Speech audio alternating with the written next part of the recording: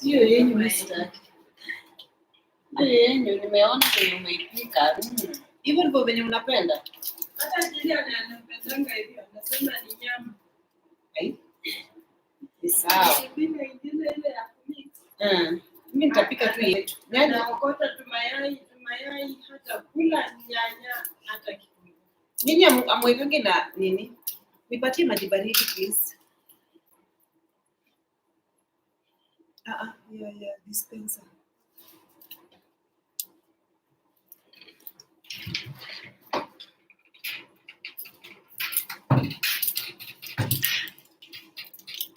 Anachezana mtu wako na neema.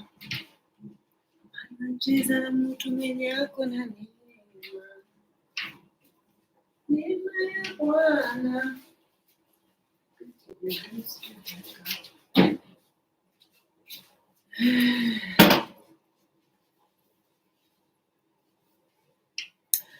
Hi guys, welcome to another video. Long time no see.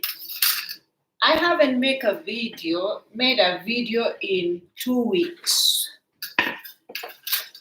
And it's just that life was happening. Busy.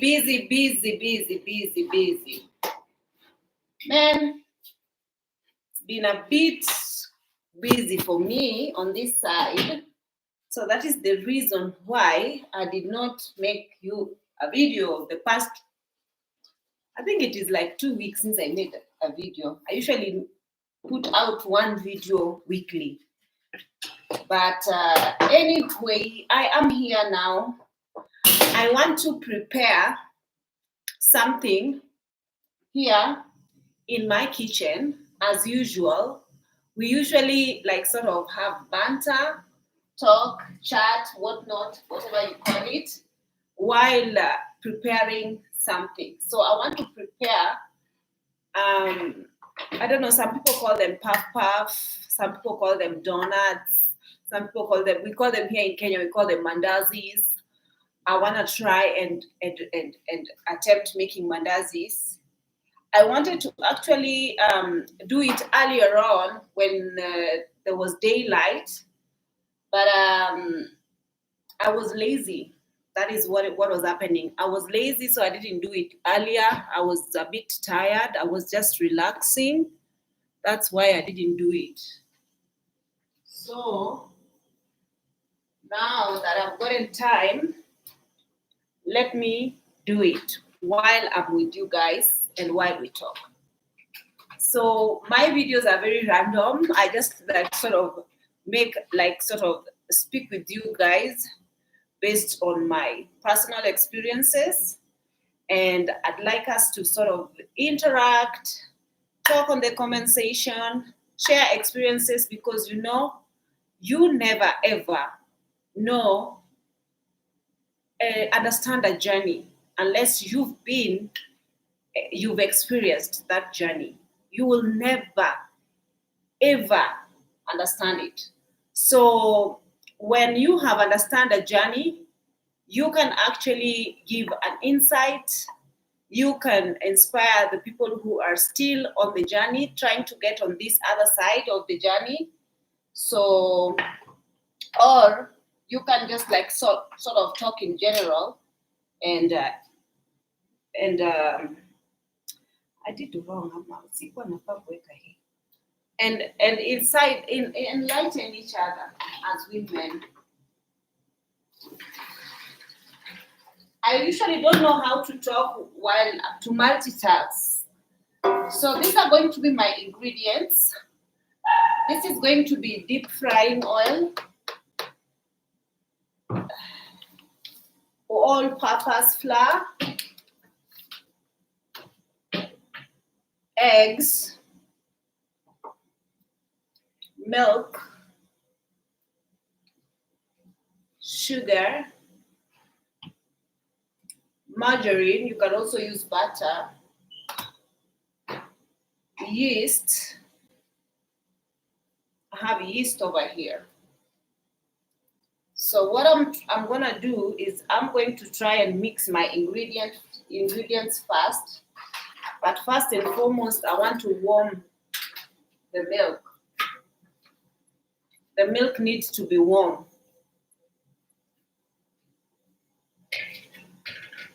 Over here are my ingredients. I wanted to actually film for you guys using my Crips camera. And I wanted to start off this year with giving you guys like nicely, like sort of try to nicely edit videos for you guys.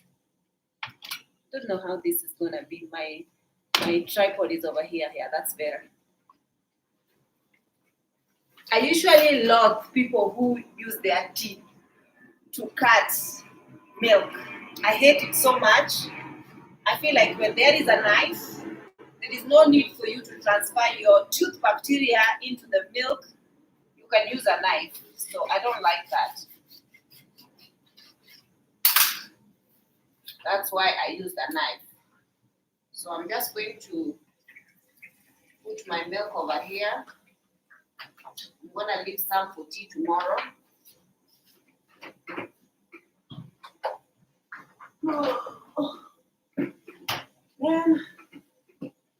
Then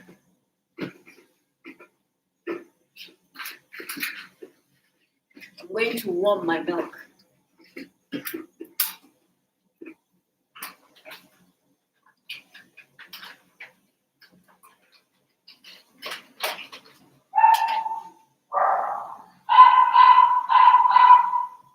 I don't know why this gas usually brings shege. Doesn't really open easily. Okay. So this is going to be my mixing bowl. My hands are clean. I'm going to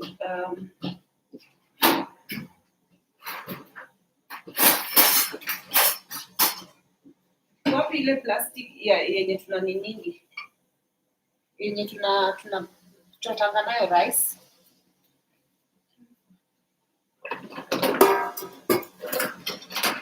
So the milk is just supposed to be warmed a little, not too much.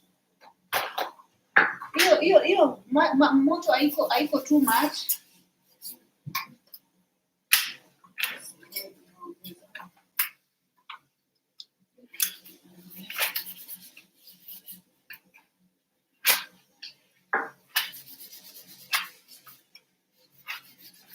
People in this household like this margarine. I usually don't eat it. The last time we were talking, I was here when I was going to purchase my vehicle. I remember last time when I was here, it's been a while, man. We've had that vehicle now for almost 2 weeks. We've had it for almost 2 weeks. And let me tell you something, Maina.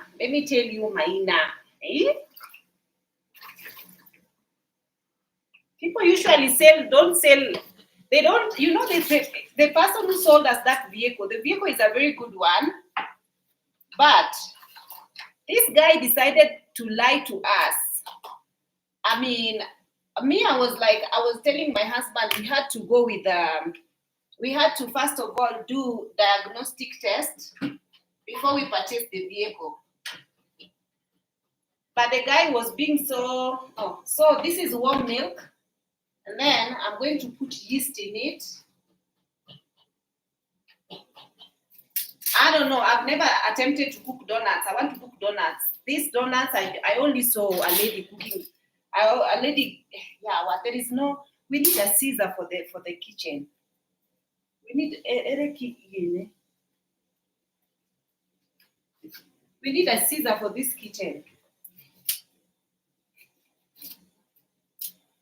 Kitchen Caesar is very important. I'm going to put yeast in this milk. Who is it falling? Guys, I need to concentrate, so I'm not going to talk while doing this. but we are going to talk in a bit. Anacheza na mtu wako na neema, neema. Anacheza na. So the yeast is supposed to be just a tablespoon. 2 of this is supposed to be a tablespoon. Then, according to that lady, you need to let the yeast rise a little bit. Was the milk too warm? I feel like the milk was too warm. I feel like if it is too warm, then the yeast is not gonna rise. I don't know. Because I don't feel like this yeast is rising. As a matter of fact, it has become a bit clumpy.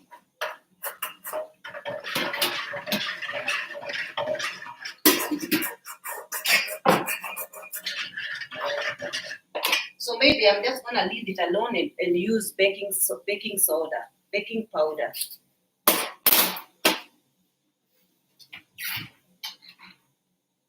We've just started, and because I was running my mouth, I've already started making blunder.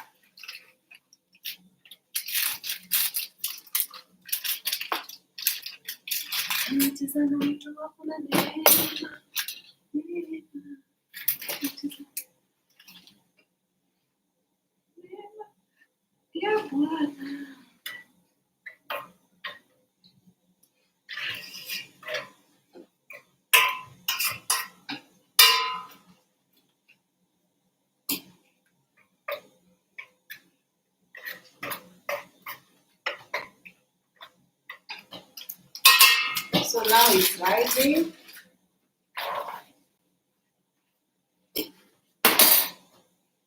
I'm going to put some sugar.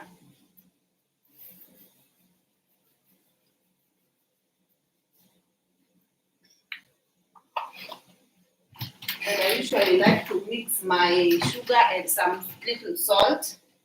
I'm just going to put this Himalayan salt, just a dash.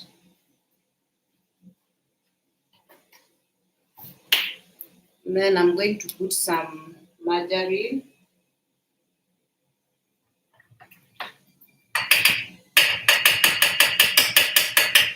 Needed to just put it over here.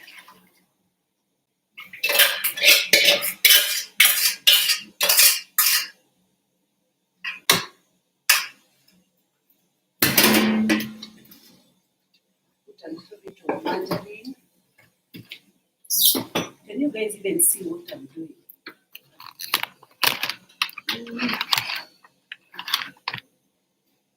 Yeah, there you go. Then I'm going to crush some eggs into it.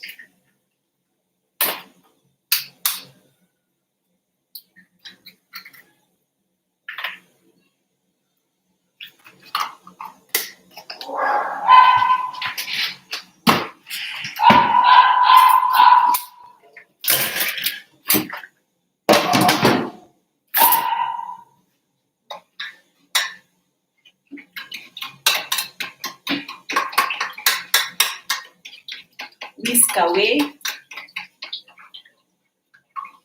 Then from here, if you have some vanilla extract, but this margarine usually have some vanilla in it, so there's no need of putting margarine, of putting vanilla.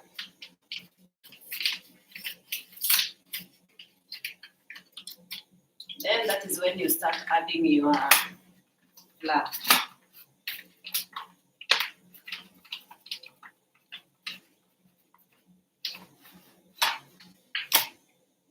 I'm gonna add small as I.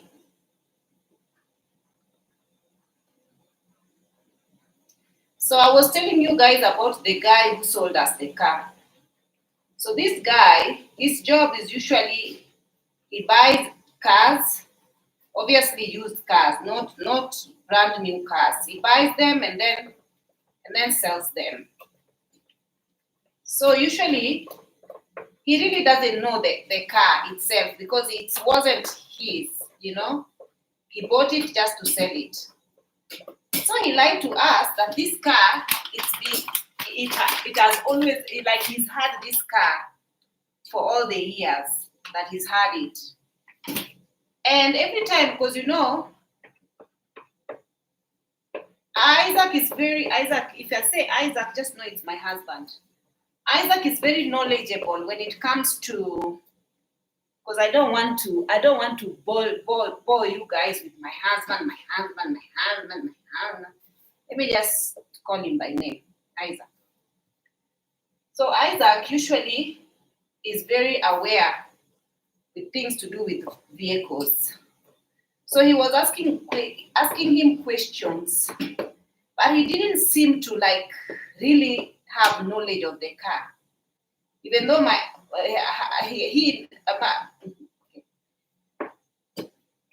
even though Isaac knows mostly this type of car, he knows exactly which type of car and whatnot. So this guy was telling us that the car is actually 18cc, the engine capacity. And me, I had wanted the engine capacity of 18cc so that for the fuel consumption, I didn't want a bigger engined car. I wanted a smaller engined car. Actually, my car I was supposed to get I wanted a smaller car, but my husband was always, I can't help myself, I'm sorry guys. He was always insisting on buying a saloon, on getting a saloon car. He had always liked this particular make of car that we got. So we settled for that. But the guy was like, oh, it is an 18cc car. You know, the fuel consumption, usually if you put 7,000 Kenya shillings, it's enough to last you like a month, like the tank gets full with 7,000. You know, he was just trying to sell the car to us with lies. So I checked the logbook, but I didn't see the place. I didn't pay particular attention to know exactly where the engine capacity was mentioned in the logbook. So that was my fault again, our fault. So anyway, there were a lot of things were amiss. So this guy was like, you know, this vehicle is on so much on demand. You better get it, or if you don't get it, there's somebody else who's already ready to pay for it and whatnot. You know, the way people usually use the sales gimmicks to sell something fast, to woo a buyer fast. So we did like the vehicle a lot. We liked it. So we didn't want to risk it going. So we had to pay. We told him that we are going to put a down payment because we want you to fix most of the things that we've inspected the vehicle, and the vehicle, some of the things needed to be fixed. He said, okay. I'm going to fix everything that needs to be fixed. So first of all, I think this is what everyone does. They usually change the tires. If they have good tires, they give you bogus tires.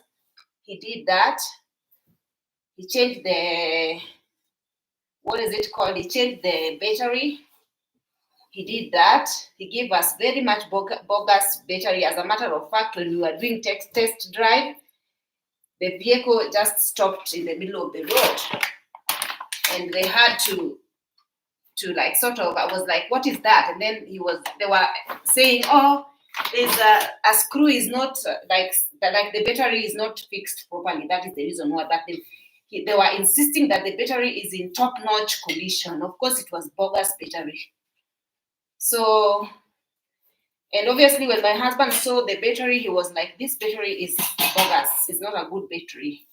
But anyway, it wasn't their responsibility to give us a used car with new battery. So we did understand that part. So anyway, we had mechanic check it. There were a few things that needed to be fixed. What we did wrong is that we didn't bring the guy with the machine, the diagnostic tool, to check the vehicle entirely, which we had bound to do anyway because we had to take the vehicle for overall maintenance. I feel like perhaps this yeast was not enough. The yeast is a bogus yeast, I think, because it wants me to keep putting oil, to keep putting flour in this, and I can't be bothered. Yeah, so we made sure that the vehicle was checked by these special, like these mechanics, and they were like, what they were very impressed about was the fact that, sorry, my dogs are noisy.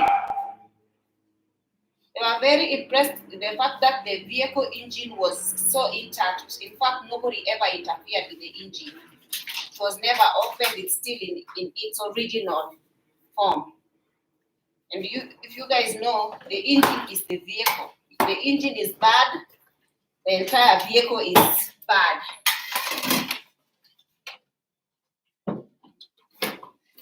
So we gave our down payment, and then we were like to go with the rest of the money, while we were promised to go while the vehicle was already, he had fixed the things we pointed out.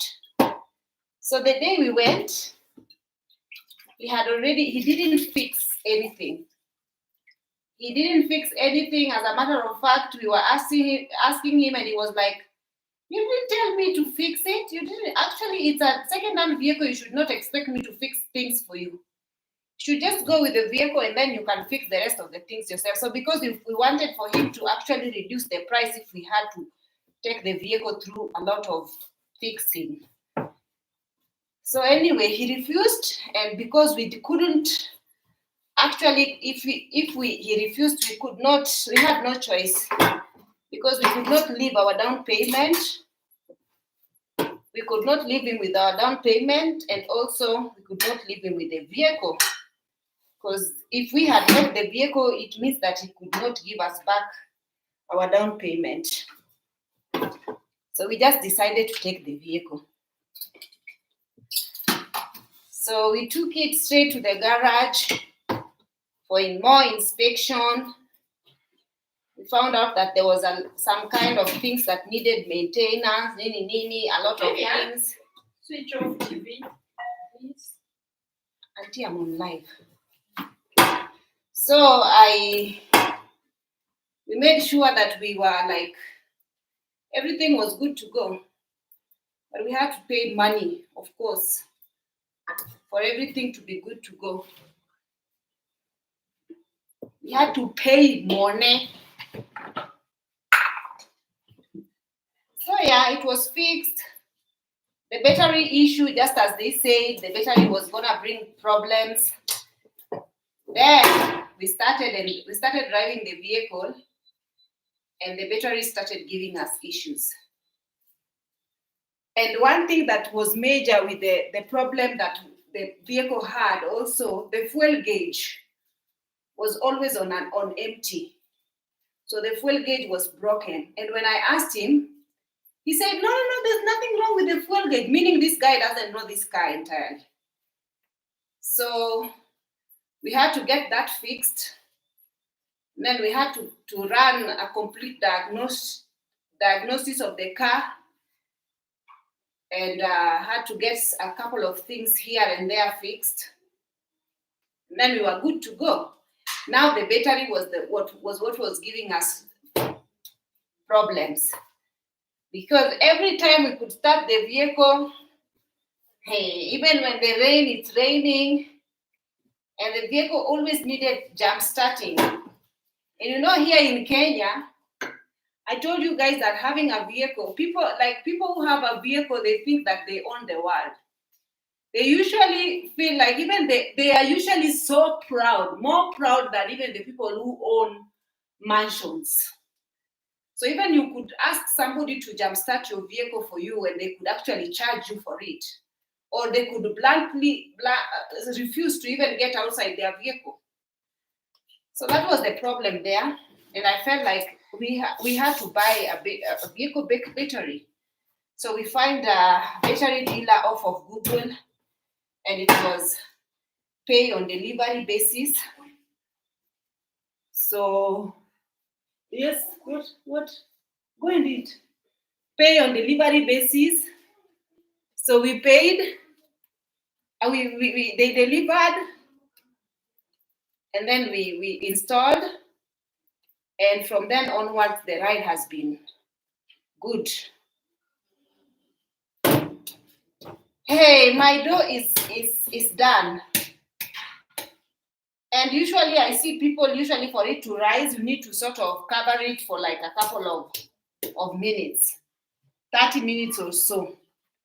But I just want to get out of the kitchen because my kitchen doesn't have good ventilation and it's really hot inside here. I don't even know what I was thinking building the kitchen with zero ventilation. So it means that we have to always open the window whenever we are in the kitchen, which is open right now. So I feel like I want to put this damp towel on it. And then I want to cover it with this clean towel for a bit whilst I tidy up. Then I start rolling and cutting. So I wanted to talk to you guys about something.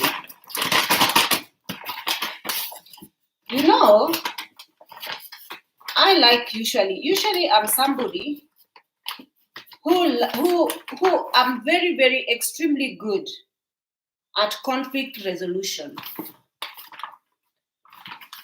It had taken me a lot of time or a lot of experience or a lot of years of working in aviation industry, extremely demanding field of work, where you are meeting people from different backgrounds, people, even people who are sick in the head. But you had to be professional, and you had to deal with them and work with them, because when you are in uniform, you have to be professional all through. And what working in the industry taught me was to have a certain level of maturity and sensitivity. I've grown to be very sensitive towards issues. So, not sensitive in a condescending manner or sensitive in that to make me feel insecure or anything like that. I've just grown to be a sensitive person towards other people's feelings. And I think so far, God's goodness and mercies always follow me, because I am a very considerate person when it comes to understanding people's emotions and feelings. So there are a lot of people who lack empathy, and they just lack human decency, empathy, and they also lack maturity. And sometimes dealing with such people can be a bit difficult, especially when you are trying to have a conversation or trying to have something resolved, but somebody see it as I don't know. So, where am I coming from with all this? So one thing that I have become very sensitive towards is topics to deal with especially women and their milestones when it comes to marriage, having children. They are just hitting milestones. You know that many people usually in this life and in the society, it's the society's norm for females or people to have milestones. And when you seen behind that milestone, it's usually very hurtful to some people, and many people don't take it lightly. But then there are some people who find that they can attack a woman based on, like, you can attack her with her most vulnerable, or you can attack her by mentioning her failures or her lack of whatnot, you know. For example, if somebody lacked a job, you could attack her by saying, no wonder that's the reason why you can't get a job. For example, if somebody lacks a husband, oh, no wonder that's the reason why. You know, if you are having some type of disagreement, you feel the need to mention, or if, let's say, somebody separated with their husband, oh, no wonder that's the reason you don't have your husband ran away from you. Or let's say if somebody was depressed, oh, no wonder that's the reason why you are depressed, you know. Or if somebody was going through like something, you sort of, you cannot have a conflict, or you cannot have a conversation, a deep conversation with somebody to resolve something without you feeling the need to actually touch that part of that person's life. It's unfortunate, but that is how humans are. Like, or for example, if somebody was not married, no wonder that's the reason why you can't find a husband, you can't find a man, no man wants you, or that's the reason. Like, for me, people usually hurt me with the fact that I don't have a child. Oh, no wonder that's why you don't have a child. No wonder that's why God has punished you. That's why you cannot have a child. That's why, you know. So people usually bring that a lot to try and hurt me. But instead of taking it negatively, I want to use it to try and talk to people, and try to, like, sort of, the ladies, we can learn from it, we can talk about it and all that. Or somebody once told me, I will never forget, you know, something that you tell somebody they will never forget. Someone once told me, oh, that is the reason why you will die as a flight attendant. Your fellow women, your fellow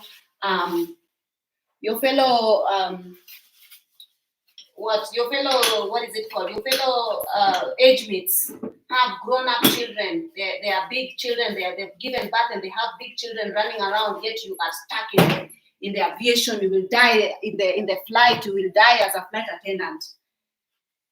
Yeah, somebody once told me that. A fellow woman.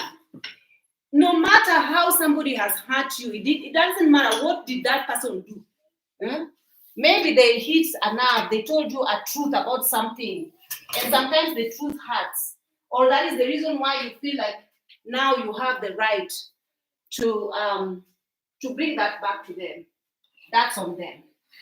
So where am I trying to come from? One thing that I usually really feel like women should step back on, is things to do with fertility. Because nobody wakes up or not yet hitting a milestone. For example, somebody is 40 years or turning 40 and doesn't have a husband or children.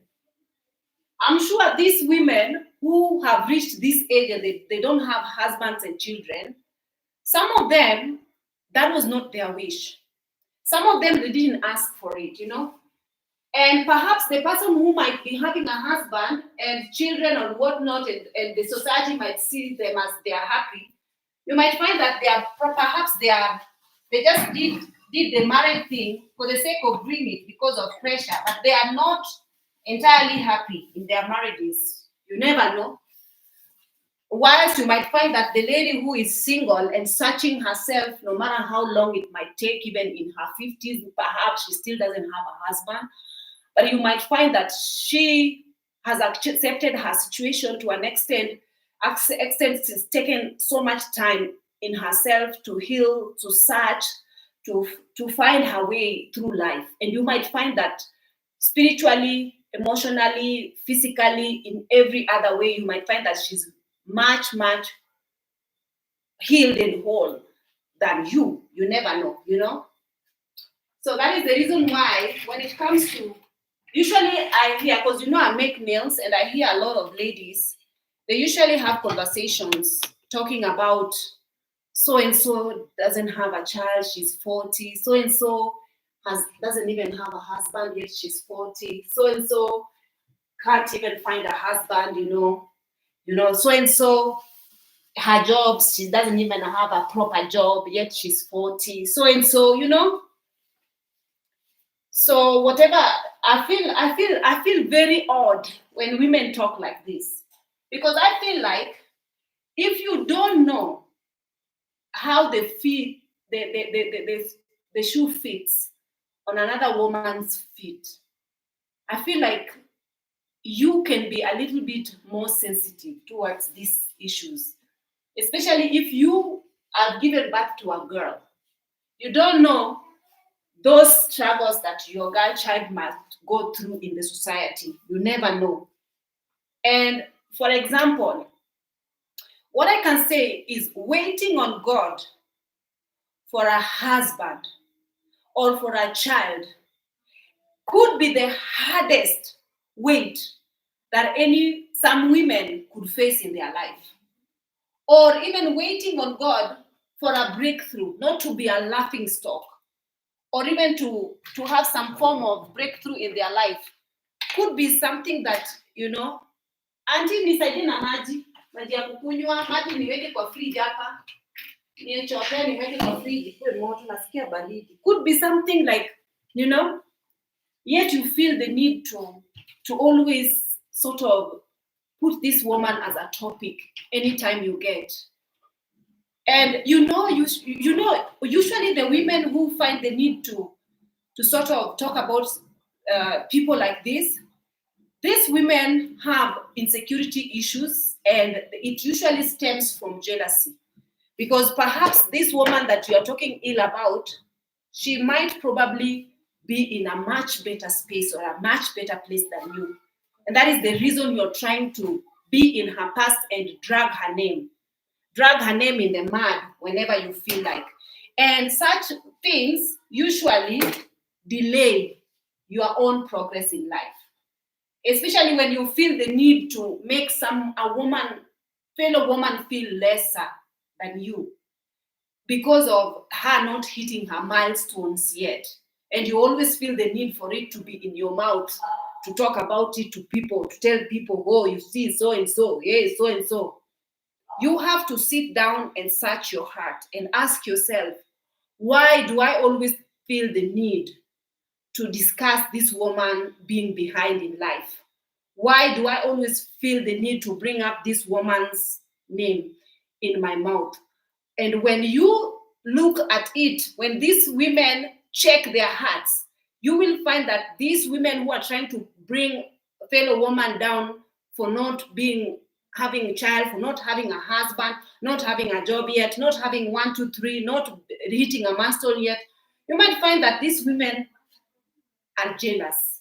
There is some jealousy that stems from this. Because if you are not jealous of somebody, why would you find the need of them always be in your mouth? Why?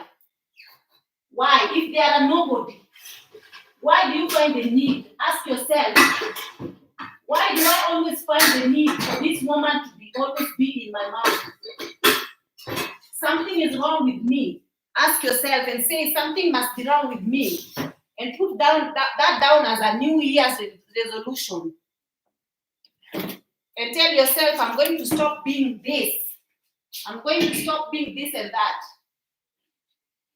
For example, and also, those of you who always come on people's faces, fine. You think that I'm going to be, let me tell you something. At the end of the day, You might be ahead of me. You might have a house better than mine. You might be driving a car better than mine. You might be having a husband more bloated, more rich than mine. Richer than mine. Mine is poor. But you might be having a husband who is more, according to you, my husband might be poor and not good. And only using me and only this and that, and that I should always open my eyes to always watch my husband sleep with one eye closed when it comes to my husband. Okay, Abibi, I should sleep with my eyes closed, yet I should open my legs. How does that make sense? What do you need to open? Close your eyes or your legs? Ask yourself. So anyway, that was just by the way. So this is my very long time ago pan. Don't mind it. It's a karai. It's the one for pengle. It's like what are they called? The juakali karai. You wish you had a karai like mine. I don't like when it smells rusty, but it's a really, really good one. So I need to burn my oil.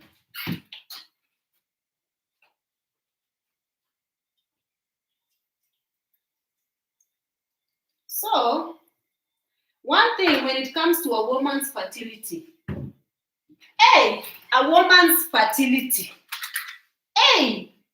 every chance women get, they always feel they need to mention it. Especially every time. And you know me, I'm usually very attentive when it comes to these topics. For example, a woman who has decided to give birth through C-section, that woman is not lesser than the one who has decided to birth a baby naturally, for a baby to come out of her birth canal.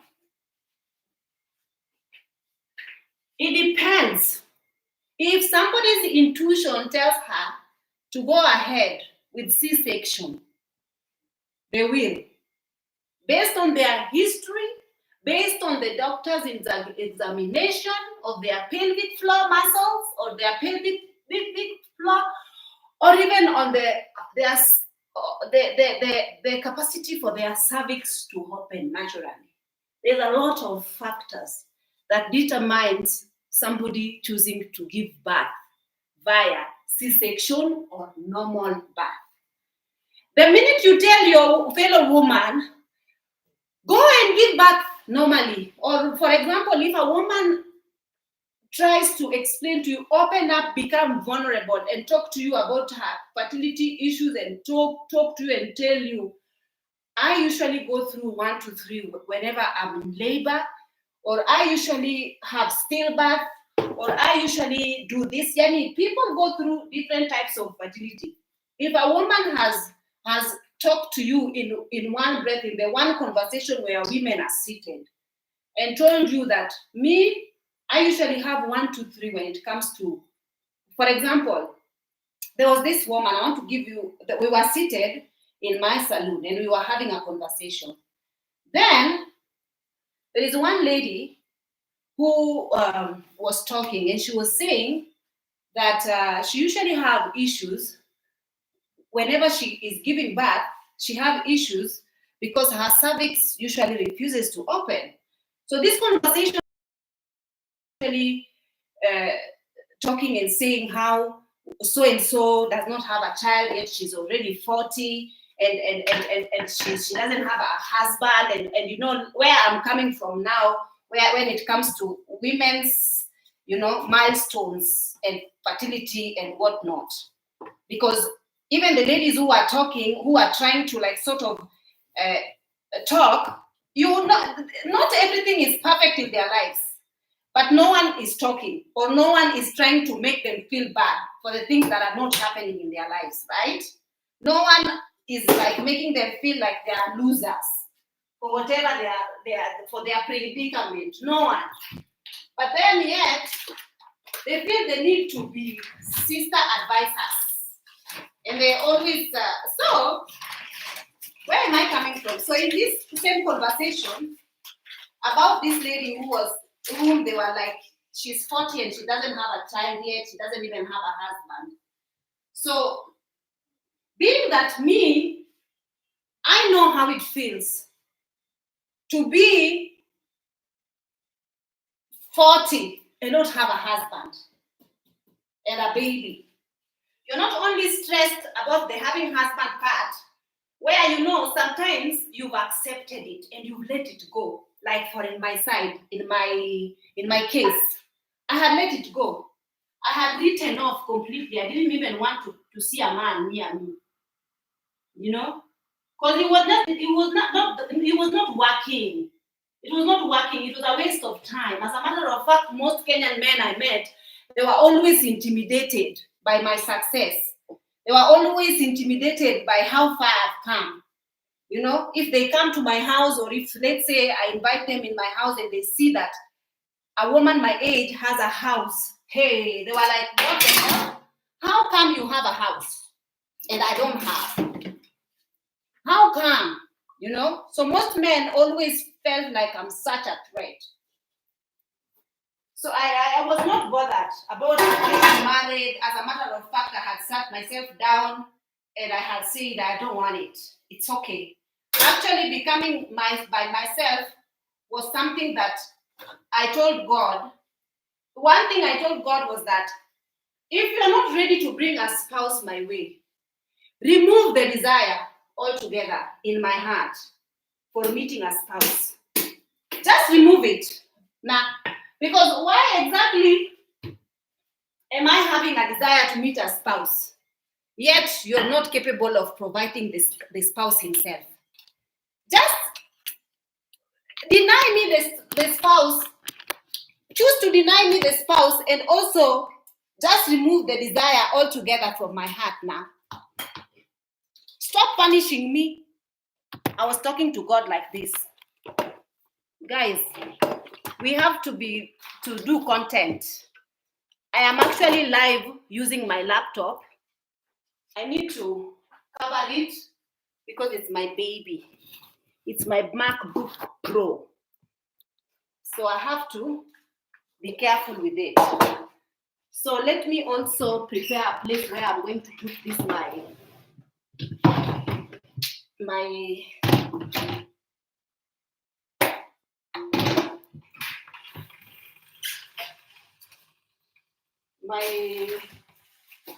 things.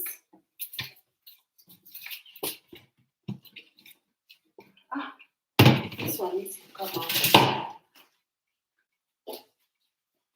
So what was I saying before I had to put that thing over there because I didn't want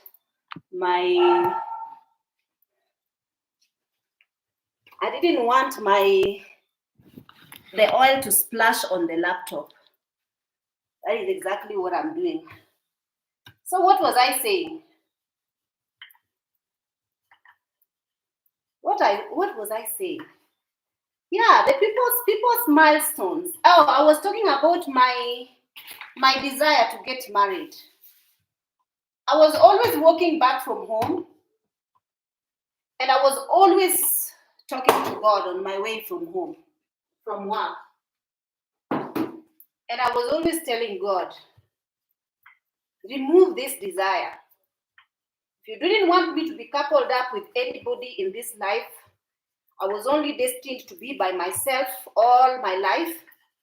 Just totally remove the desire from my heart so that I can be very comfortably become Mother Teresa. Because me personally, I didn't even care about the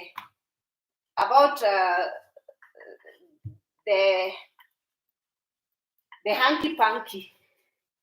I didn't care about it. As a matter of fact, all my life, the only time I ever did hanky-panky was when I was trying to have a child, which happened very, very late. You know? That is when I started. I was not bothered. In fact, the entire time I was in Dubai, I never did it. Even when I was flight attendant, sexy flight attendant, people could think that I was always getting it on, but no, never. And something which was nice about this, when I didn't have to do that, I never suffered from even a single UTI.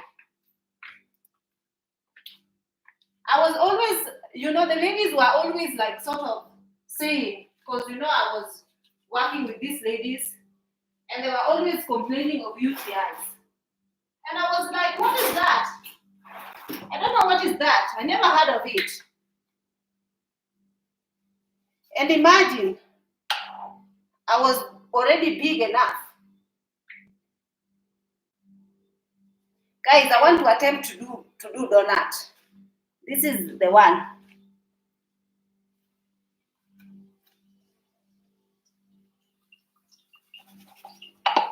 Auntie, maliza kukula ukuje unisaidie hapa. I'm telling the nanny to finish eating so that she can come and help me here. Because I just can't talk and do all these things by myself. Because I also want her to learn so that next time I tell her to make us, she can just do it. So already I've put one in the fire. It's already burning. Hey, the fire is too much.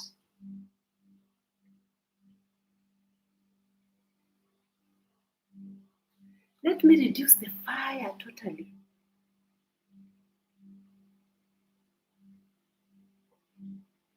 Yeah, because the fire needs to be very low so that the thingy that does not burn, it just cooks slowly without burning. Hebu niangalilie, umeshamaliza kukula? Niangalilie hizo vitu. Inachomeka, ufanye haraka. Ona inachomeka. Kwanza hii.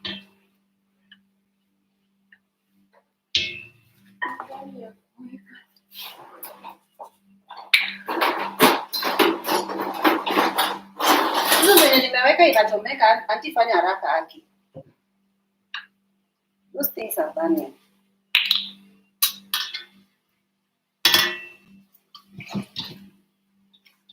Hizo hata zimechomeka. Hizi mbili zenye nimeweka sasa hivi zisichomeka. Kwanza kuzipindua.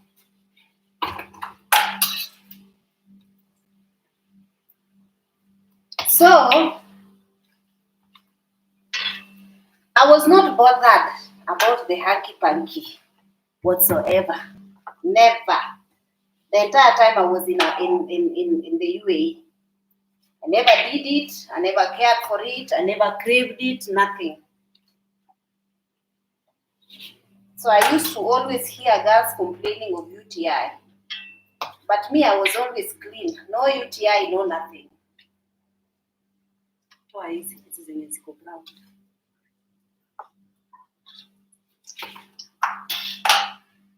So that was the advantage with that. Never got any STDs. Nataka kunyamia na kidogo.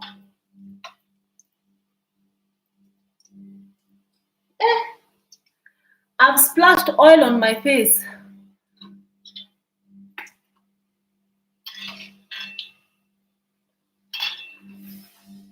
Naona kama nimechukua jamani.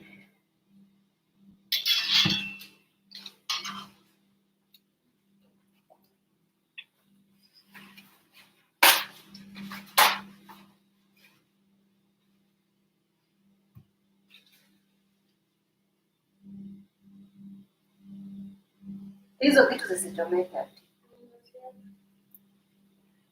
I'm putting cold water on my face because I've splashed some oil in it.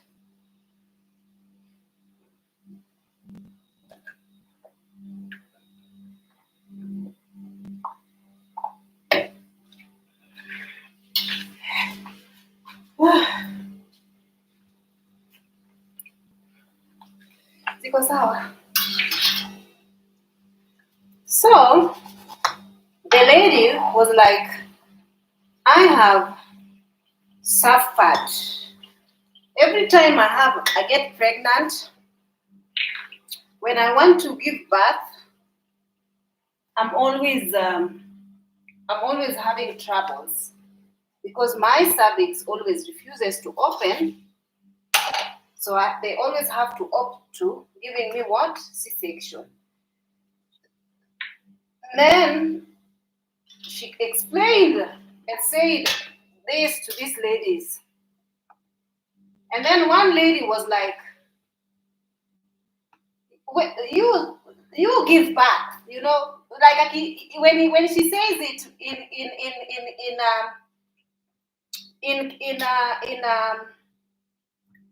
in what? When she says it in Swahili, it's like, it sounds like she was dismissing, jokingly dismissing. Of course, she was joking according to her because she lacks sense. That is exactly what it is. Because she's never gone through what this woman has gone through. So she feels the need to sort of just dismiss, dismiss it. And it's very common within African women culture to be very dismissive when it comes to things to do with infertility.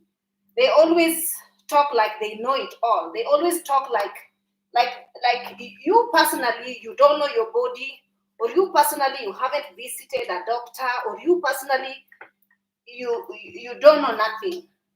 So they always try to give you advices and tell you what 1, 2, 3, insinuating that you should be so sad because you don't have a child of your own. You should be so miserable. You should be this and you should be that. They should ask themselves why the women who usually go through terminal illnesses, or people in the hospital beds who have so much hope, regardless of knowing that the doctor has given them, or even the people who are in the verge of death, why are they always having rays of they always go through another day? Because God usually gives everybody a battle that they can be able to fight. So my battle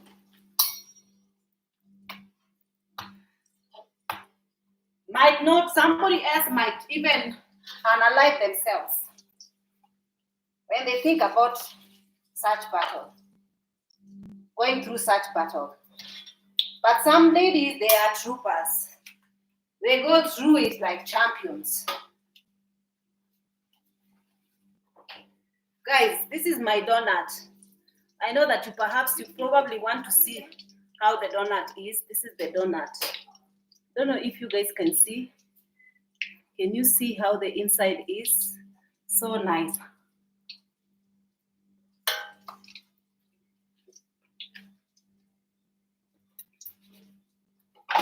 I can be a good cook if I try to. Everything is possible when you go online and search. Hii nimeweka ndogo sana. Nimeweka ndogo kwa sababu hakukuwa na mtu wa kunisaidia. So one lady was like, you go ahead. And according to her, she was joking. Then I was like, you cannot tell somebody to go ahead and have another baby after she has just opened up to you and told you that she usually have problems, troubles. It doesn't matter if you are joking or not joking, but that is not something that should be normalized to be joked with. That was just me. The lady whom she was telling to just go ahead and have another baby, she just told them that I had 3 babies, but I lost one. And And also another lady, and I can't be able to have more. I don't want more. And they were like, you go ahead and have, And next time you're having, go ahead and do it normal. The reason why you go through C-section is because you are afraid. Should not be afraid. Don't be afraid. You can do it. Obviously, this woman was not gonna take anybody's advice, but even the fact that they could even just dismiss the entire thing. I mean, do you think that somebody will go through C-section or even traumatic birth experience just so that the society can be happy that she has more children? Even if you're joking or not joking, I don't care.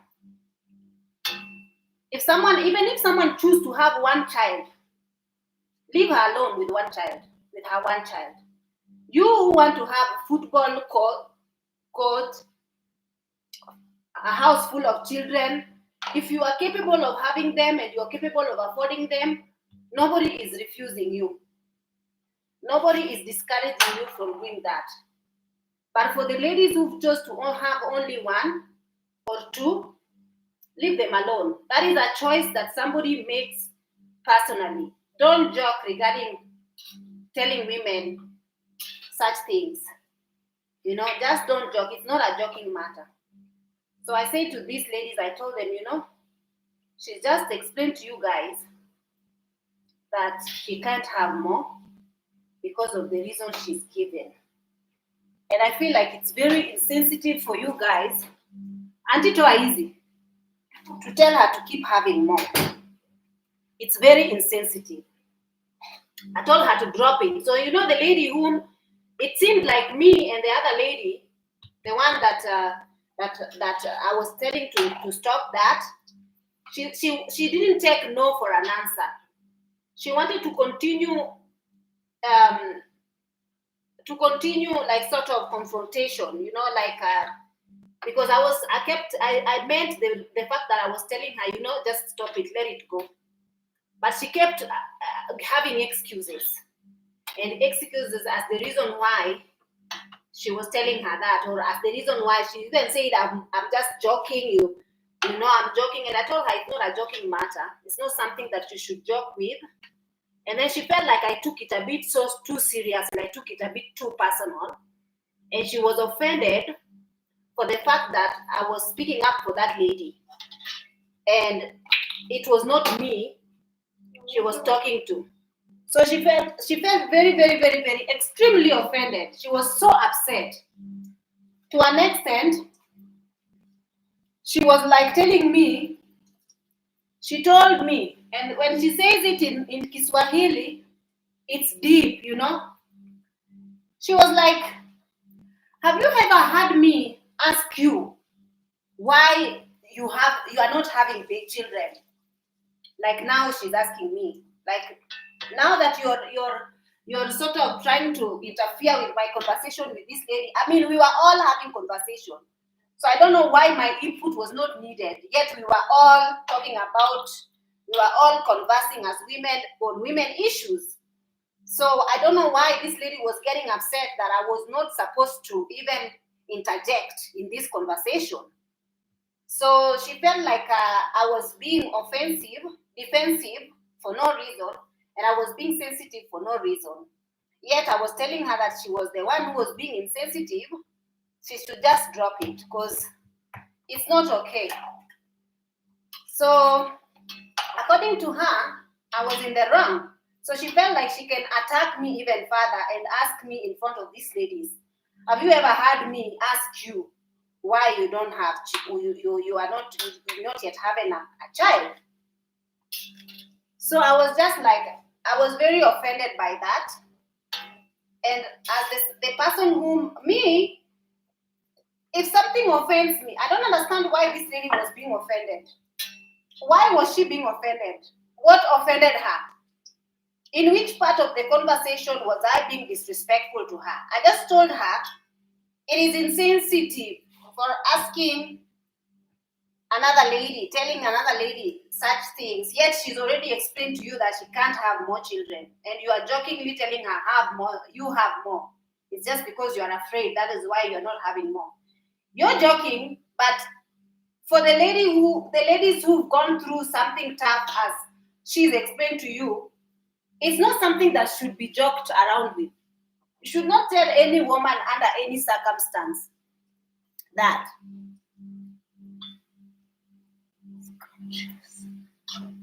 So the lady that I'm talking about is almost in her 50.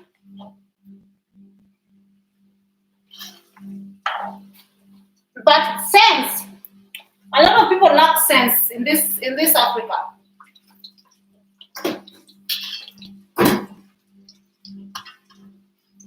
They lack common sense. So I talked to her, and I was very assertive when I was talking to her. I was telling her, do not, guys, please stop normalizing this type of habit. And I told her, and I was really serious about it. Then when she told me, she now felt like she could attack me by telling me that everybody knows that I can't have children. Everybody knows there, around there. Even if she says it, she's sure that even the lady, that the ladies who had her say that, know about it. I'm like, no, that lady is very new to me. She's explained to me that she lost a child, and we had a conversation with her regarding this, but I never talked to her about my infertility issues or whatnot, even though I don't shy off about talking to people about it, because I'm not stigmatizing myself whatsoever. I don't stigmatize myself. So I usually open up to talk to people, to educate them. Even when I was telling this lady to stop talking like that about another woman's fertility, I was telling her because it's an experience that I've gone through. Not to be offensive or to feel like I'm being defensive or anything, but I'm just trying to educate them and tell them, it's not good. If she was somebody who did not have any ill intentions in her heart, she could have just told me, I understand how that can feel. Okay. And then she could have just said, I'm sorry. If that made you feel offended, I'm really sorry. Or I'm sorry, I didn't mean to offend you in any way. Or she should have asked that lady, am I offending you? If this is offensive to you, I'm really sorry. And then she should have just let it go. She didn't have to ask me, did I ever ask you why you can't have kids? You don't have to ask me that in front of people. I didn't take that lightly. I told her that is very insensitive. And then she was like, I'm usually a very sensitive person. Well, you don't know yourself. Like, you are offending me, then my reaction to the way you have offended me makes you upset. Like, you're offending me, and then that is a very narcissistic behavior. You've offended someone, yet that somebody reacted to the way you've offended them and perhaps approached you to try and discuss that, you all of a sudden now get upset with this person, and now you are blaming her for offending you, and you are now upset, and you are like you oh my goodness, you are throwing tantrum and you're giving attitude, and oh my God, goodness gracious. So I was just like, you know what? Maybe my presence, everything about me offends you. Because clearly I can see by your behavior around me, not in one instance, several instances, perhaps my presence, my success, everything about me offends you. So that is the reason why you are behaving the way you're behaving. Because why else would somebody behave like that? Why? If to be honest, this person has never ever in one day ever in her entire life offending you in any way, why would one person? Because for me, when she talked to me like that, I said I wanted to talk to her afterwards. So I called her and I said to her, after everyone is gone, I want to have a word with her. Because me, I usually like to talk about things. I don't like to bottle things in my heart. I like to talk about things. And once I talk about them, I let them go. The minute I finish talking, I let them go. I don't hold grudges at people whatsoever. So the people who hold grudges are the people who they feel like they are doing you a favor. You're not doing anybody a favor in this life. You're not. You're not feeding anyone. Nobody is sort of. If I cannot even call you for if I am in trouble, like for example, if I was in jail, I can't think to be you the first person to call. Why do you think that I'm going to be miserable without you? I am not whatsoever. I'm not. And one thing that I'm not going to sit on is that I'm not going to sit on anybody who is going to take my situation and try to throw it on my face. These ladies have thrown it enough on my face. Me not having a child does not mean I'm successful, whether I have it or not. And people's children are very okay with me. I'm always there for them. People are called in a very different manner. You show me who you have educated. Who have you taken to school up to university level? Who have a degree because of you? Who did you do it for? Yet I have, by the grace of God. I might not be a biological mother, but I am a mother. Okay? I don't have to biologically bear a child for me to be a mother. I have a heart. I'm a very sensitive person. And I'm a very, like I could say it myself because I live within myself. I'm a very nice-hearted person. Even these people who are attacking me, they know it. It's just that their level of jealousy cannot allow them to acknowledge. They can't see. But deep down within their heart, they know. They know that Becky is probably where she is because of the kind of a heart she has. So if my blessings and my progress is blindfolding you, and you feel so offended by my presence, I'm sorry. But if a time comes that I have to stand up for a fellow woman regarding these sensitive issues, I will. If you hate me, you hate me for it. But I will stand up for any lady. I will. People don't choose to be 40 without husbands. They don't wake up and they say, oh, well, now I'm just going to be 40 without a husband. And life will just continue. Oh, well, now this is the life path I've chosen. People go through stuff.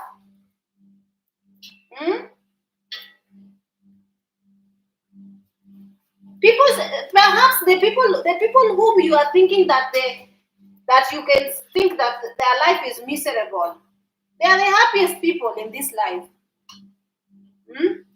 If I have accepted my situation and I'm graceful, I can laugh and dance about my situation because it does not make me less of a human being. Why can't you also accept people's situation and let people be?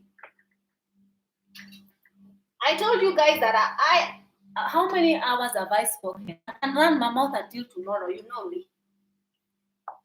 I told you guys that I do not, and then in this same conversation, this one lady was like, oh, sorry, I know how that can be so hurtful. Oh, I know you just got married. And I know how problematic that can be since you are not having a child yet. And I know how problematic can that be with you having a husband and not giving him a child. Now she's thinking she's consoling me by talking to me like this. Before I took my husband in as my husband, I told him my doctor's report. I told him that I have low ovarian reserve. Let me educate your damn asses now. I told my husband that I was just like any other ladies, few ladies in this life or some ladies. There are ladies who start menopause even at 30. They start menopause even at 30. Some ladies can be born with lesser eggs than others. It is genetic. There's nothing I did that some of you are going to say that God is punishing me. Something genetically. Some of you even told me that someone has bewitched me. I should go to the witch doctor and find out who has bewitched me. Habibi, nobody bewitched me. What's wrong with your mind? No one bewitched anything. I don't believe in that. There is something called low ovarian reserve. It means that as you age, you are born with a certain amount of eggs. And some women are born with more eggs than the others. And then you find that these women who are born with lesser eggs than others, they are supposed to have children start having children from the time they are 19 years old to 20. Early, for their chances to be optimized. They can have children, they are not barren, they are not infertile. You know, if they have children when they are young, they have high chances of having children. I don't have endometriosis. I don't have, what is it called? This PCOS. I don't have these ones. I was born with lesser eggs than the rest of than some women. I started my menstruation period when I was 16 years old. And I was very much heavily menstruating for 7 good days each month. Every time a woman menstruated, she's losing a couple of number of eggs. Someone can even ovulate 2-3 eggs at a time. I don't know if it's true, but maybe you ovulate 1 egg. I don't know. I think a woman ovulates 1 egg at a time. I think so. I don't think it's 3 eggs, but in one period, you lose a lot of eggs. So that is exactly what the doctor told me. When I was 30, the doctor was like, you need to have children as up. But now at 40, you can imagine what that can look like for me. I'm 40 now. So you can imagine how that can look for me. If at 30 I was told to hurry up, now what does 40 look like for me? Even if I'm trying each month, it's like I'm shooting blanks. You are just shooting blanks, my sister. Because your chances of conceiving is like... Show them. Guys, these are my ninis. You want to try? Take one, but it's hot. Okay. Now I'm sweating like a pig. Thank you. And you don't sweat. Ai, na kuuliza na wewe ni mdogo. Mimi ni mzee. I'm old. I'm asking auntie, why are you not sweating? And I'm forgetting that I'm older than auntie. Yes? You want to show these people? Show them what you're eating. Donut. You're eating donut. Auntie, where you got that? Eh, Oh. Auntie is 30 years old. hizo anastikia. Yeah, auntie is the same age as Killian's mom. Me, I'm still 7. Yeah, you are. Hey, you're not 7. You are heading ahead. You're not 7, my dear. Okay. You are only turning 6 this year. Okay? Okay. Yeah. I will turn 6 tomorrow. Not Baba Yangu, no. This one you eat like this. Bring me some sugar. Some sugar. This is donuts. Donut. Yeah. I feel you were. You had, not you heard. Here. I had. Thank you. Yum. Some of you are talking, yet you don't even have a heart to stay with fellow woman's children. Leave alone me. Even they can bring for me 3 of these, and I can stay with them very comfortably without frustrating them. Delicious. Hmm? Delicious. It's delicious. Yes. Yeah, because I'm a cook. I can cook. A good cooker. I'm a good cooker. Yes. A good cook. Yes. Wait until when Daddy is gonna come home. Daddy will say, who cooked these ones? Now will say it's you. You tell Daddy it's me. Yes. Then Daddy will say, you are good at cooking. Mm. Hmm? Mm. Yeah. So guys, I was telling you, before I met my husband, I told him my doctor's report. I told him, Kabisa. He said, if it happens, it happens. If it doesn't happen, it's fine. Because my husband previously, when he was younger, he had kids. He had kids already of his own. He's never been married, but he's got 2 girls back in his country.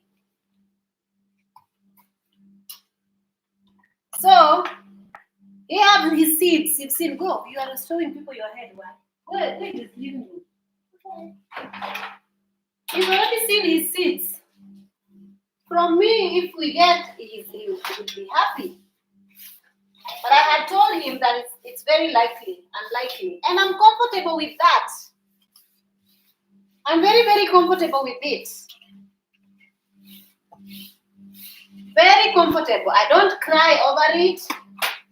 That is the reason why I can talk about it openly on here on YouTube. Several people will watch.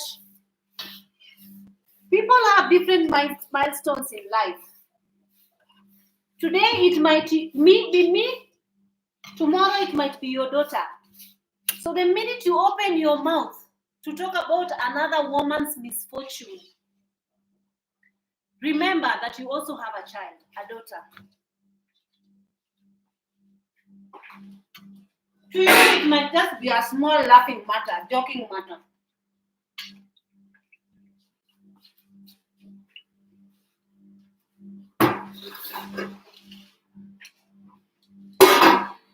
To somebody else, it's very hurtful.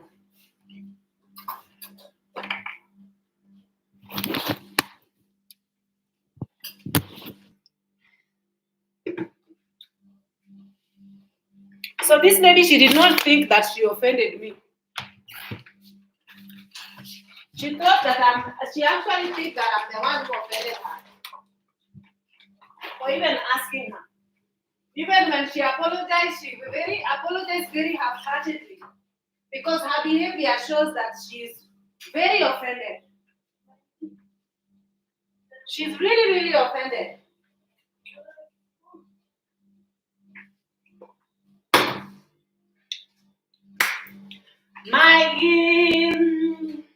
Iko wapi hiyo vitu tumepika? I'm done.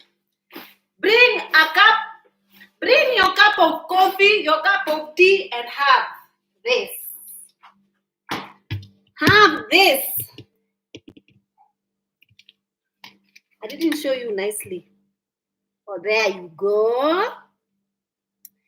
This one will perhaps last us 2 days. I don't have to buy bread.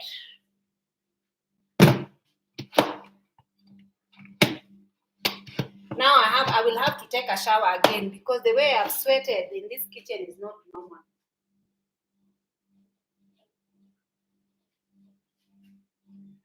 So my husband doesn't have a problem with it. He's not having a problem with it.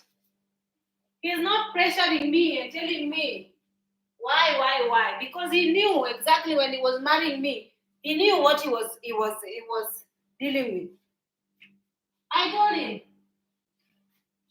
Some people are saying IVF. I don't want IVF. I don't want to spend money doing something that is not 100% guaranteed. I don't have that type of money. I've used that type of money to get my car. It's better buying a car that I can see. This is a car that I can drive and go around with. Aya, kesho ni shule. Sasa anaenda kulala. So, what am I supposed to do? Actually, I've left the kitchen, but I was supposed to cook my dinner. This lady has cooked her own dinner with the child. Sahi ni saa ngapi? Saa mbili? Why am I not feeling hungry?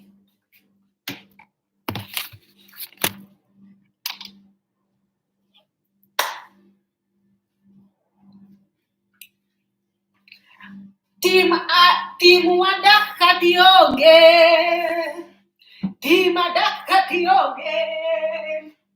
Team Wadak Katioge.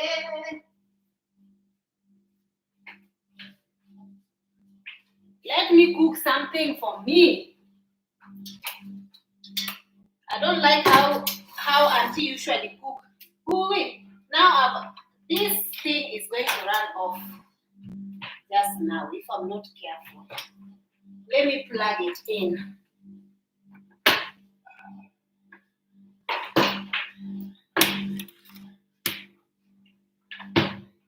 Guys, I was attempting to start doing my weight loss journey. Hey, I have successfully failed at that.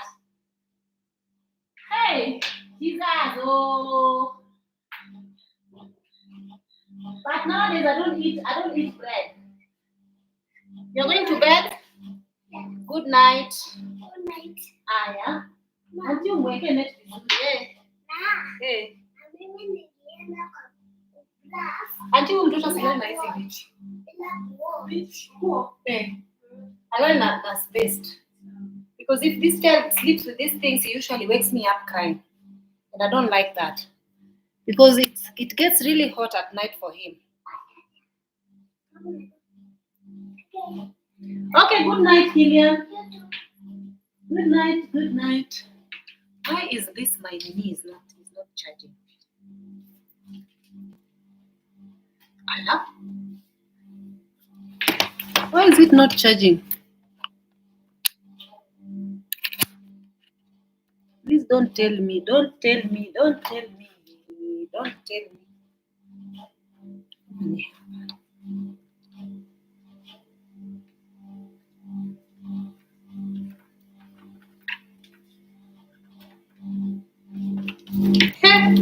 Please, I don't want to buy a MacBook charger now. Please. Better work.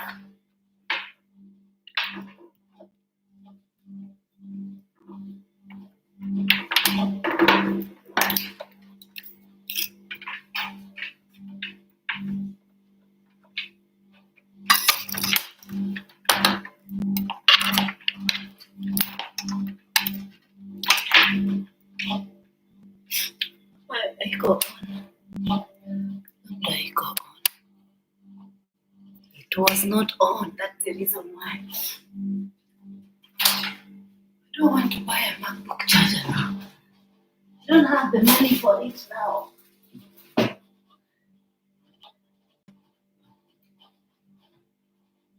I'm gonna cook mine and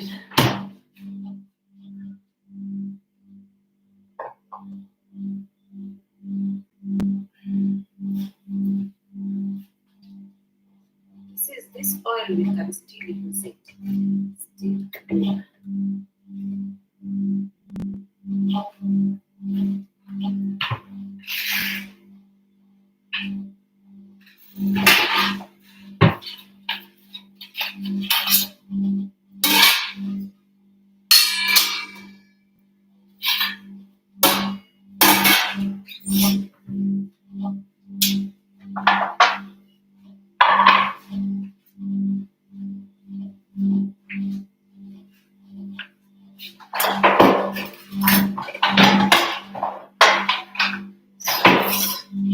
So I was saying that today I have to make this video because I have to address this topic.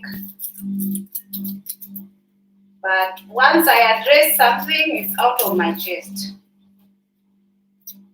That is just how I am. I don't mention names in the video. The people who I was talking about, I'm talking about, they know themselves. And I know they will watch this video.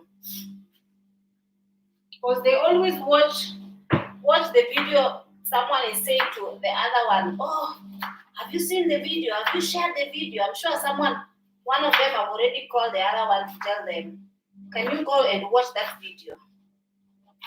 Yes. Ikufikie kabisa.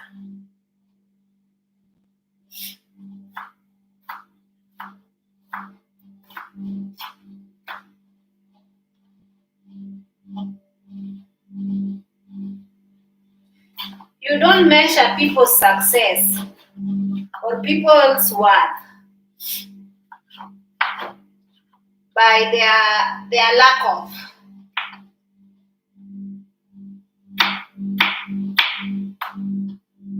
Like, for example, what I mean is that just because I don't have 1, 2, 3 does not mean that you're better than me.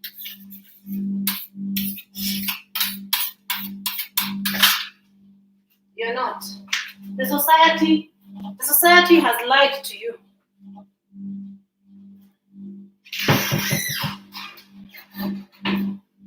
The society has lied to you.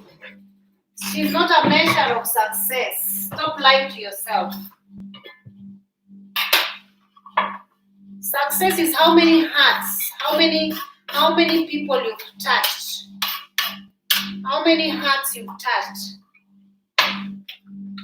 and how many shoulders have leaned, you know, and you have actually helped. That is success.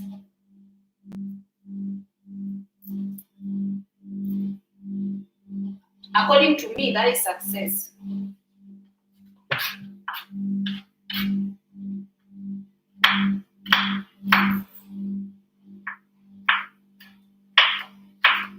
So I call myself successful. I am successful. Wenda ukakasirikie na uko. Go and get mad far from me. Far.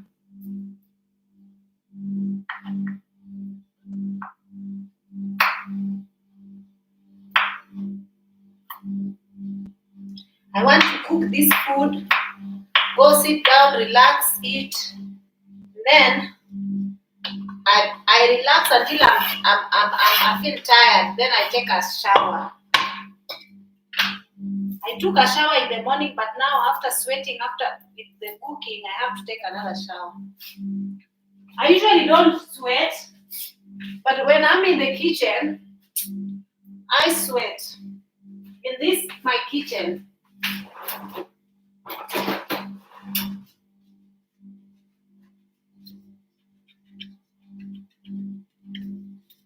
At least I've not really started started the menopause. But I can say that now the menopause has officially started. Maybe I have a couple of years to come, or 1 year or 2 years, you never know.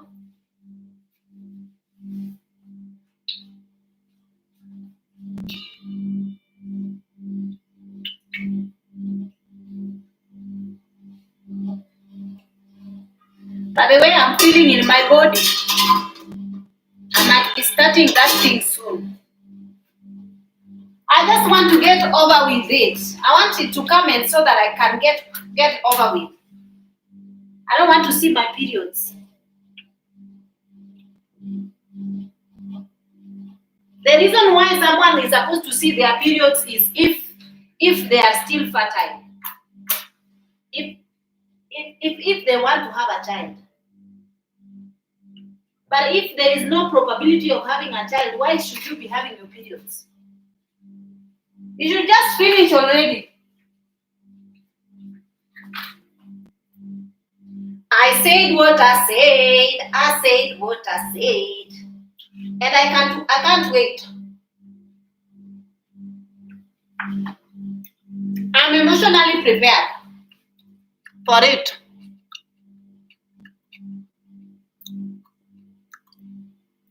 I am not on my way with my Kafran. What is Kafran, my dear? Nikita, what is Kafran?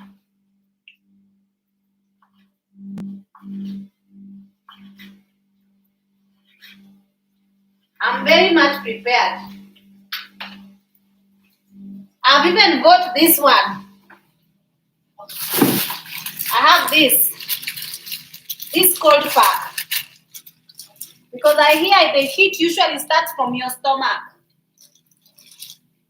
So this cold pack is supposed to help. I put it here just in case. When I start sweating profusely at night, my husband knows to bring it.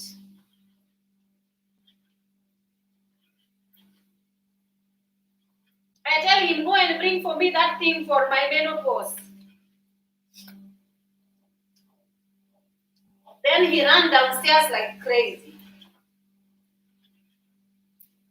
Do you have a husband who brings for you your menopause cold pack?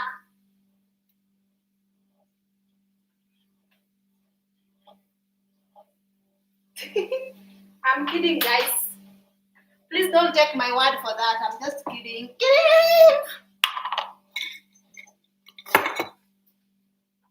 Anacheza na mtu wako na neema.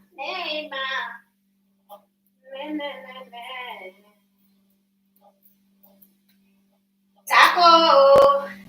Dera bila taco. Can you see the taco in the dera? Anacheza na mtu wako na neema. Anacheza na neema.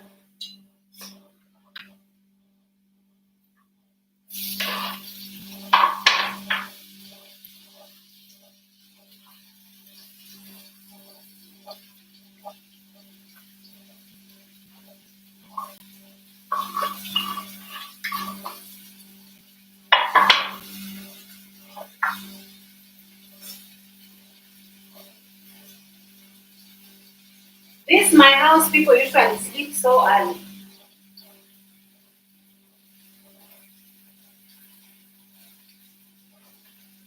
The baby sleeps by 9 o'clock, by 8 o'clock.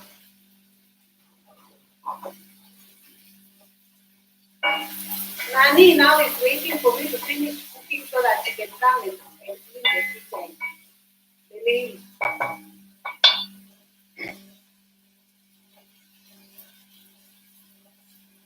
I'm sure she sleeps by 9 o'clock. Some houses that I used to work in, you sleep even past midnight.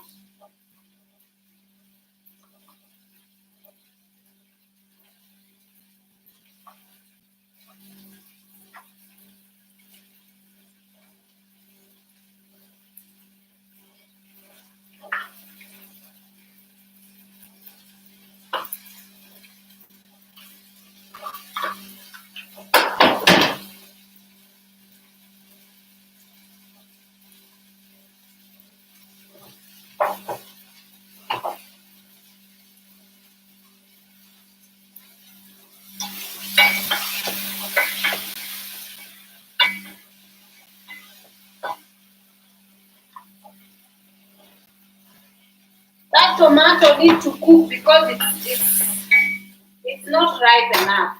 I have to cook it until it's ripe, until it mashes completely for me to put my nini inside.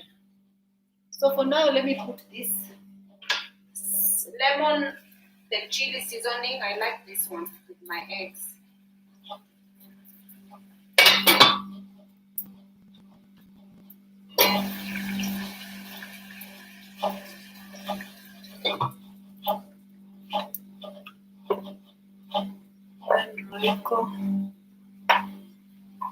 Sorry if you guys can hear noises in this kitchen. I have my fridge is so noisy.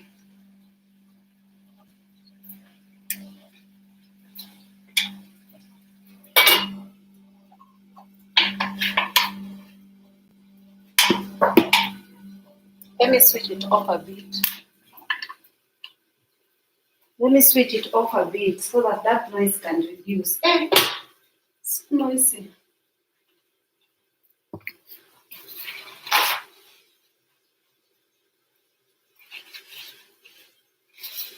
Otherwise, how are you guys doing? How is life treating you? Let me tell you something. Here in Kenya, we have this femicide thing going on. They abduct women and then they unalive them, they cut them into pieces, they cut their heads, and then I don't know what they do with it. Their master, the ritualists, their master sent them for a woman's head. Then for some reason they are coming to Kenya. These guys from Nigeria and from whichever country, with other countries of Africa, they are coming to lure African Kenyan girls with money. They are buying them gifts. They meet them on social media. They are buying them money and gifts, lure them for a date. After a date, they go in the Airbnb.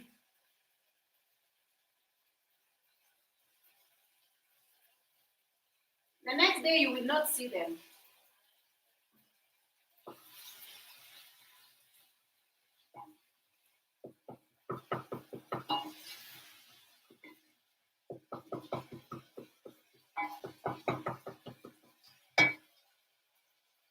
Let me tell you something. Kenya have a lot of its own troubles. Now, our borders is open for everybody to come. It's like the president has announced that Kenya is now visa-free. Now every Tom, Dick, and Harry is coming.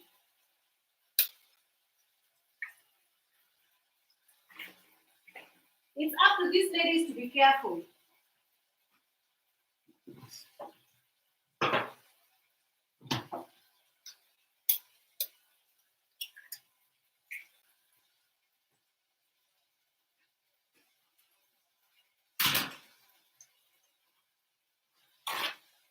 This sprinkle generation,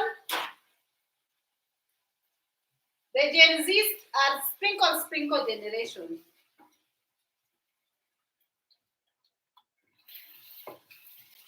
The girls born between the year 1998 and 2000s.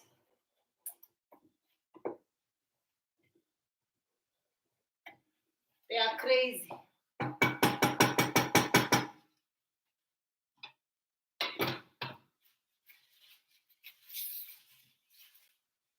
Nowadays, their parents buy them phones for university studies because they need phones for their university studies. But do they study with their phone? These phones, so they are looking for dates. They are looking for men to date. It's nothing wrong with dating, but the society that we are in, you need to watch your back. Actually, if I were these 20-year-olds, I wouldn't date now. I wouldn't waste my time. I would focus on my books.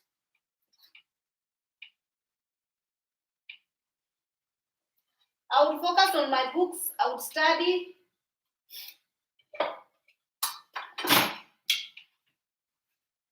I would not bother with men.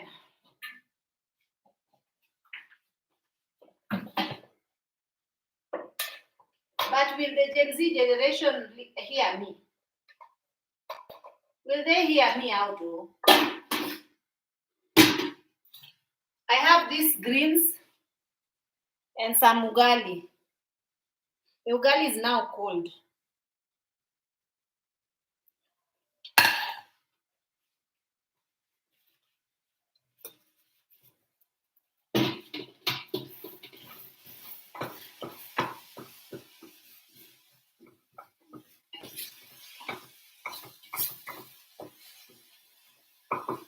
Our staple food in most Kenyan household is this shashuka.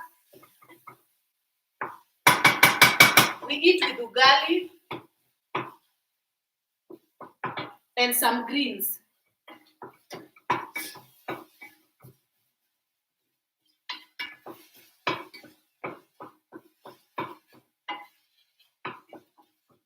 I usually smell just to see if it's cooked properly. Because I don't like the eggy smell on food.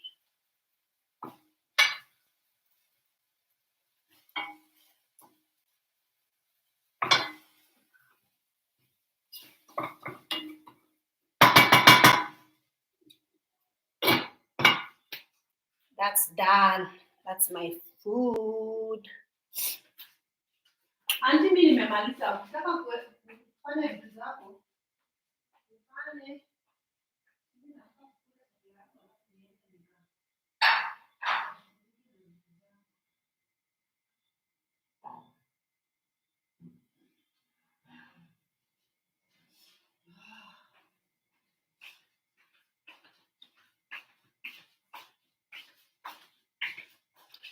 Let me see how long. Hey, this thing is not charged.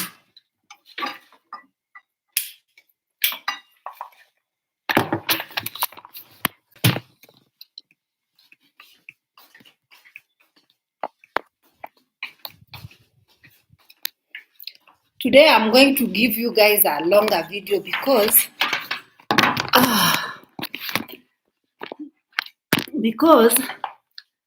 it's been 2 weeks since I made a video. Let me plug my laptop here.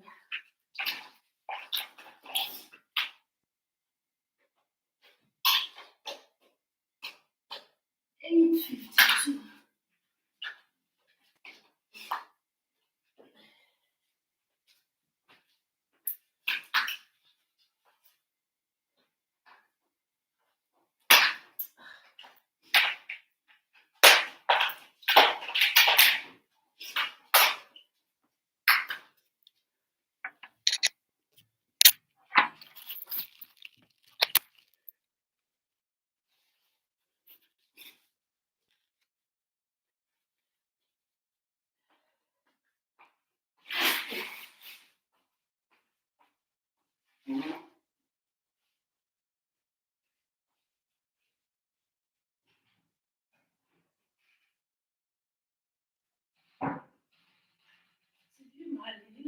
Ile kikombe yangu ya kunywa maji imeenda ile ya blue. Au unaweka?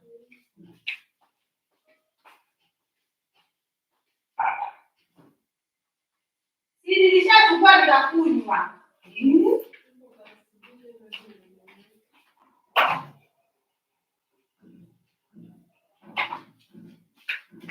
Anatazama mtu wako na neema.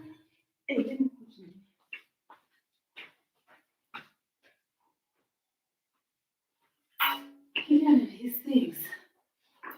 Toys.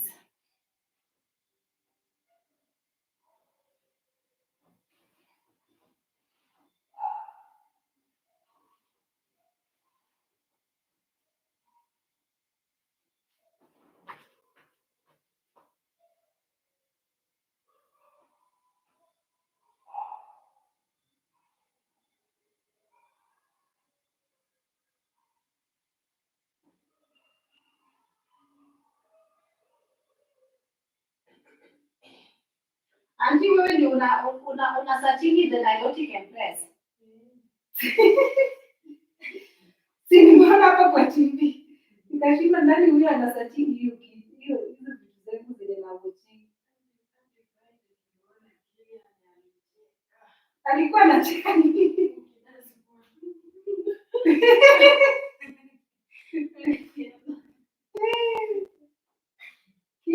Kilia na wewe mnaochiki vitu zangu kama mko hapo pekee.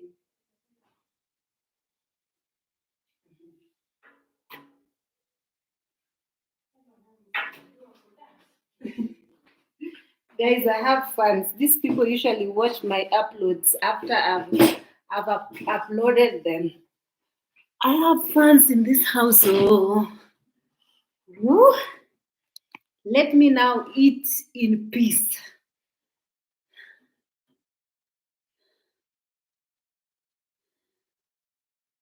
I was contemplating cooking that mandazis for these people. But I said, let me just wake up and do it.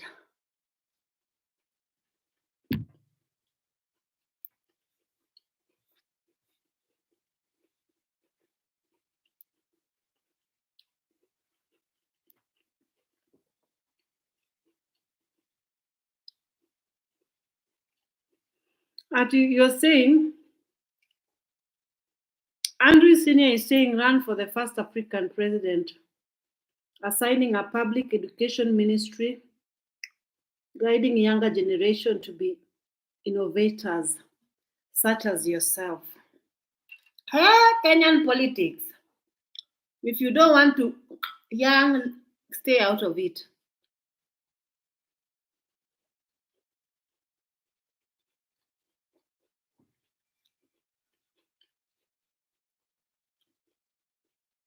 Kenyan politics is a dirty game.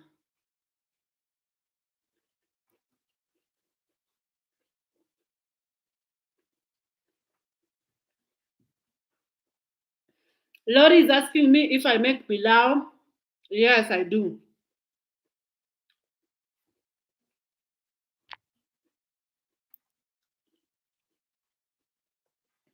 You're saying today's technology can help all women in the world to get pregnant.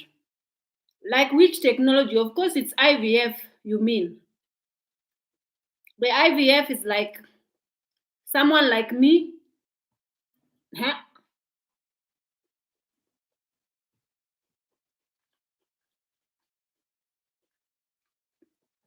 To use your own eggs with IVF after 40 is like shooting blanks.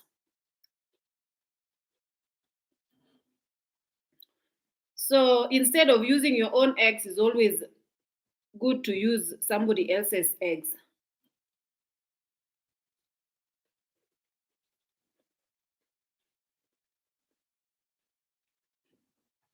And then also somebody diagnosed with low ovarian reserve.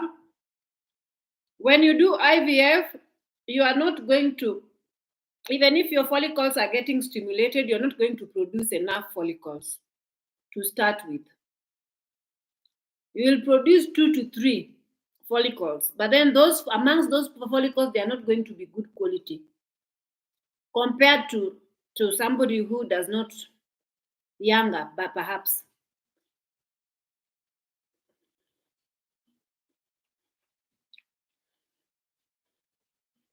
So it's like, if you want to do IVF, you can, but then it's really, really costly and it's not guaranteed. I would recommend someone, if someone is doing it but they are past 40, they don't have to use their eggs. Just go for one round, freeze as many eggs fertilize as many embryos as possible, but using a younger female's eggs.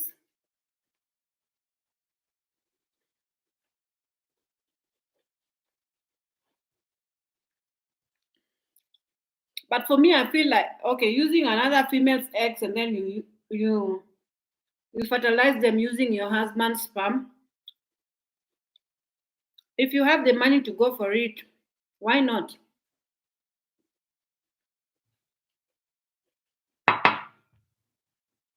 But me, I don't have the strength, the energy, and the resources.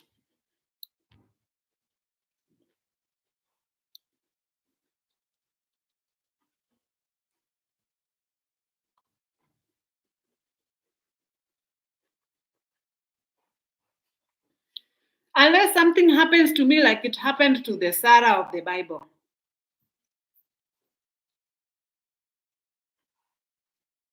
Is it Sarah? The one who was Abraham's wife? Yes.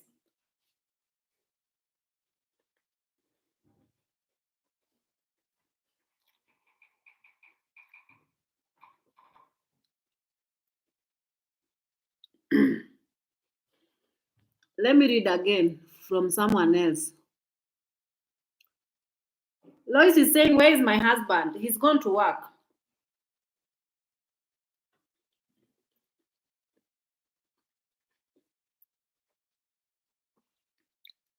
My husband is working. He's supposed to be meeting all his deadlines beforehand months.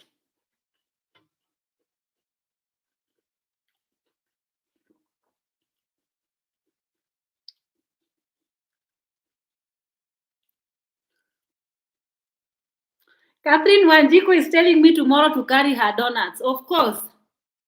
Tomorrow, come for donuts. Catherine is my bestie. I will have to carry for you.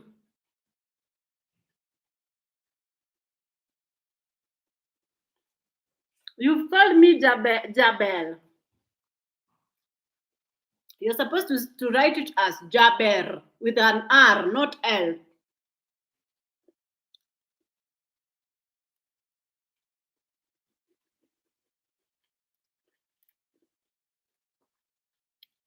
Let me see again.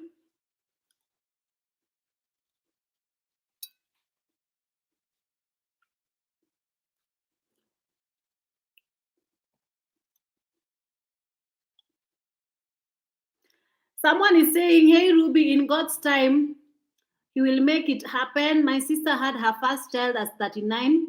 With God, all things are possible. Just smiles once that question comes up. There was a lady who was telling me at work yesterday.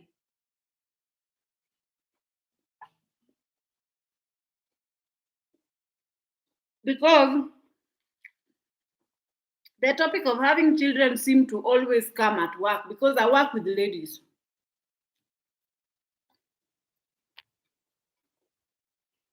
She told me that someone at 47 had a baby.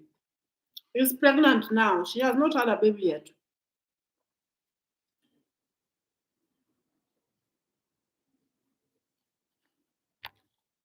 Her husband died. She remarried recently, less than 6 months ago, and now she's pregnant for her husband. Praise the Lord for her.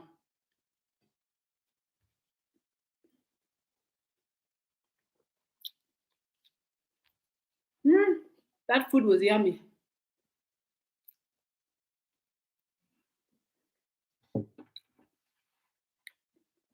Yummy, yummy, yummy.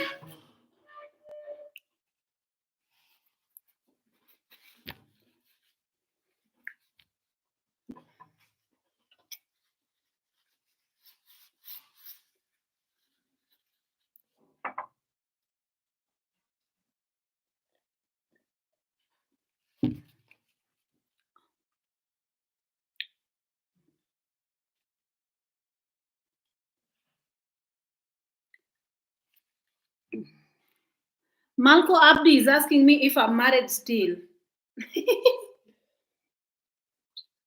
Girl, what? Are you married still? Habibti. Yes, I am. I'm still married. I don't know what that is supposed to mean. You're asking me if I'm still married? Yes, my husband has not left me yet. My husband has not left me because I can't have children for him now. He has not left me. Maybe he's planning to leave me now. You never know.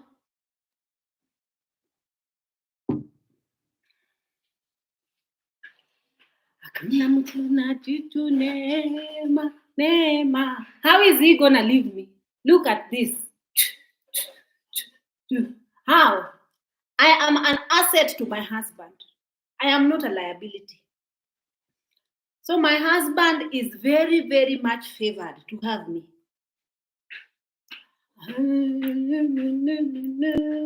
He is very favored and blessed.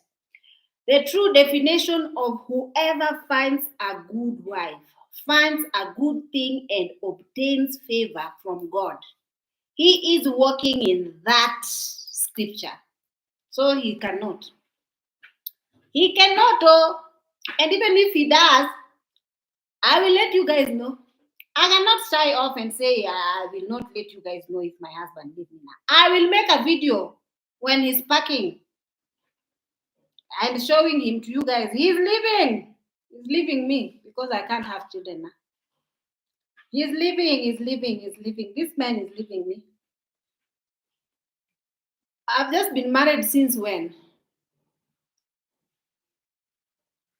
I'm just 6 months. Come on. So why are you asking me if I'm still married?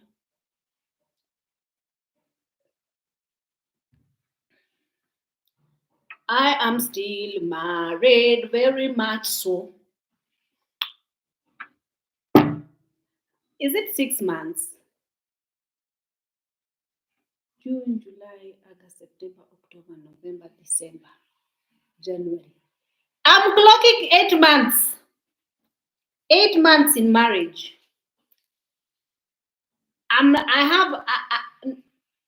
June this year, I'm going to clock 1 year.